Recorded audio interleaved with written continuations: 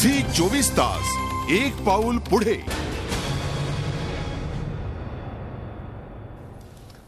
नमस्कार, रोखोक मध्ये आपलं स्वागत. निर्णय न घेण्यासाठी सातत्यानं विरोधकांच्या टीकेला समोर जाणाऱ्या सरकारनं गेल्या 24 तासात सलग 3 महत्वाचे निर्णय घेतलेले आहेत. डिझेलच्या भावात प्रति लिटर 6 रुपयांची वाढ, केवळ 6 सिलेंडर सबसिडीच्या भावात आणि रिटेल क्षेत्रात एफडीआयला मंजुरी देण्याचा निर्णय.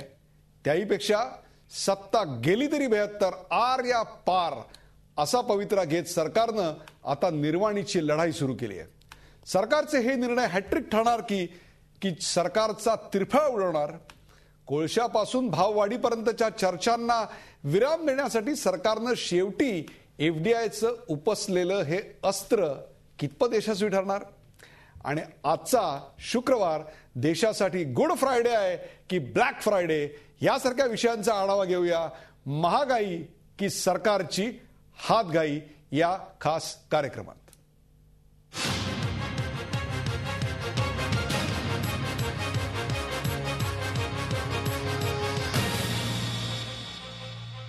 महागाई की सरकारची हातघाई या खास कार्यक्रमात माझ्यासोबत चर्चा करण्यासाठी नामवंत पाहुणे आहेत. सर्वप्रथम सचिन सावंत, काँग्रेसचे प्रवक्ते. सचिन सावंत, तुमचं स्वागत.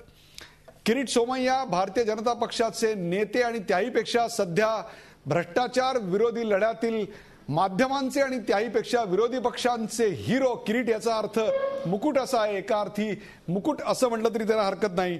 अजित अभ्यंकर, मार्क्सवादी कम्युनिस्ट पक्षाचे नेते. नमस्कार. चंद्रशेखर टिळक आणि जयराज साळगावकर हे 2 अर्थतज्ञ. आज आपण चर्चा करणार आहोत महागाई की सरकारची हातघाई. डिझेलमध्ये प्रति लिटर 5 रुपयांनी वाढ झालेली आहे, तर केवळ 6 LPG सिलेंडर आता वापरता येणार आहेत आणि त्यानंतरच्या प्रत्येक सिलेंडरला आपल्याला 700 ते 800 रुपये मोजावे लागणार आहेत. त्याहीपेक्षा सुद्धा निर्गुंतवणुकीत 4 कंपन्यांचा समावेश करण्यात आलेला आहे, त्याची आपण चर्चा करणार आहोत. परंतु सर्वात आत्ताची महत्वाची बातमी ती म्हणजे किराणा दुकानांच्या क्षेत्रामध्ये फॉरेन डायरेक्ट इन्व्हेस्टमेंटला सरकारनं बहुचर्चित आणि बराच काळ विलंब झालेली अशी परवानगी देऊन एक प्रकारे मास्टर स्ट्रोक टाकलेला आहे.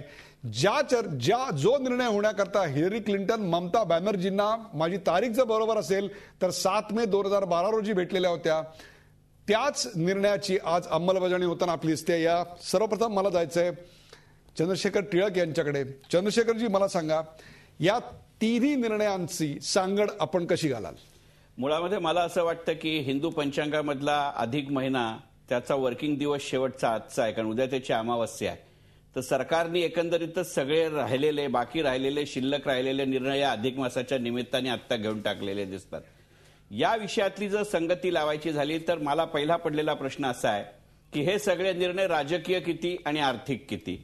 आणि दुसरी गोष्ट अशी की ते कुठच्याही दबावाने जरी घेतले असतील तरी पुन्हा एकदा आपण आर्थिक इतिहासाची पुनरावृत्ती करतोय की अत्यंत महत्वाचे आर्थिक निर्णय आर्थिक आवश्यकता किंवा राजकीय अपरिहार्यता म्हणून घेण्याचा जो आपला स्वतंत्र भारताचा आर्थिक इतिहास आहे तो आपण आत्ताही चालू ठेवलाय. या निर्णयाबद्दल मला स्वतः मोकळेपणाने असं म्हणावंसं वाटतं की प्रत्यक्षात जेव्हा केव्हा ही गुंतवणूक यायची असेल आणि प्रत्यक्षात जर ती आलीच तर ती आपल्या शर्तीवर किती येणार आणि येणाऱ्या काळात आपलं उद्योग क्षेत्र आणि आपली अर्थव्यवस्था त्याच्यासाठी स्वतःला कसं अनुकूल बनवून घेणार, या 2 गोष्टींवरती या संपूर्ण निर्णयांचं भवितव्य अवलंबून राहील. सरकारनं जी भाववाढ केली आहे त्याच्यामुळे नुसतेच LPGचे आणि गॅसच्या किमती वाढलेल्या नाहीये, डिझेलच्या किमती वाढलेल्या नाहीयेत, तर स्कूल बस, भाजीपाला, माल वाहतूक भाडं एवढंच काय तर तुमच्या आमच्या जगण्याचा खर्च सुद्धा आता वाढलेला आहे. आणि याचीच प्रतिक्रिया म्हणून की काय संपूर्ण देशभरात आणि महाराष्ट्राच्या कानाकोपऱ्यात प्रतिक्रिया उमटली. अजित पवार यांना खुद्द राष्ट्रवादीच्याच कार्यकर्त्यांनी ठाण्यात घेराव घातलेला होता. शरद पवारांनी मात्र या महागाईवर एक प्रकारे मौन धारण केलेलं आहे. तर शिवसेना, मनसे आणि भारतीय जनता पक्ष यांनी संपूर्ण देशभर आणि महाराष्ट्रात ठिकठिकाणी आंदोलनं केली आहेत. मला जायचंय किरीट सोमय्या यांच्याकडे. किरीट सोमय्या, मला तुम्ही सांगा, अशा प्रकारचे 3 आर्थिक रिफॉर्म्स एका क्षणात एका झटक्यात आणून कुठेतरी कोळशावर पांघरून घालायचा विचार आहे?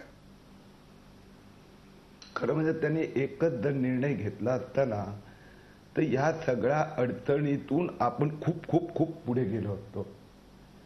आता सरकार पुढे आहे की 2G टेलिकॉम घोटाळ्याचे 1,76,000 कोटी रुपये सुप्रीम कोर्टमुळे वाचले.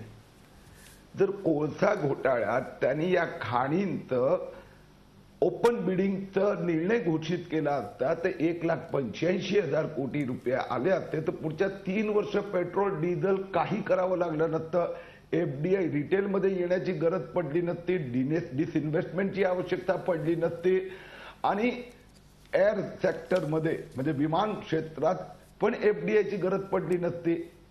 म्हणजे आपण म्हणता ते खरं आहे की कोळशावर पुन्हा एकदा कव्हर अप. म्हणजे थोडक्यात किरीटजी ही भाववाढ अपरिहार्य नव्हती तर एक प्रकारे लादण्यात आलेली. आपण जाणार आहोत मार्क्सवादी कम्युनिस्ट पक्षाचे नेते अजित अभ्यंकर यांच्याकडे. अभ्यंकरजी, आपण नुसतेच नेते नाही आहात तर स्वतः एक अत्यंत नामवंत अर्थतज्ञ आहात. मला सांगा, या सर्व निर्णयाचं आपण काय विश्लेषण करणार? बघा, ही जी डिझेलची आणि LPGची भाववाढ केलेली आहे त्याचा जो पाया आहे तो म्हणजे एक फ्रॉड आहे. डिझेलची किंमत वाढ का केली तर अंडर रिकव्हरीज या नावाखाली सरकारने आम्ही सबसिडीज देतो असं एक बनावट विधान गेले अनेक दिवस चालवलेलं आहे.